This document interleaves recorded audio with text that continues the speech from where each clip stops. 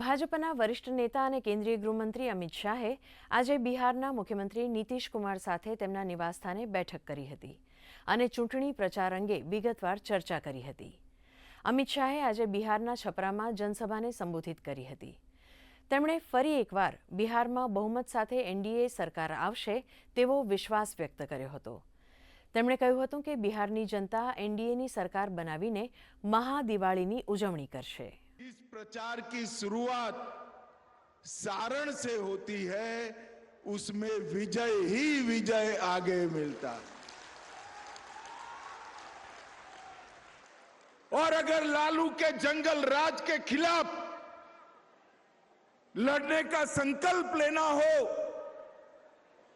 पूरे बिहार के युवाओं को 20 साल पहले ये लालू राबड़ी ने किस प्रकार से बांध में लेकर रखा था बिहार को, वो याद कराना हो तो छपरा सारण की भूमि से उचित जगह पूरे बिहार में और कोई नहीं.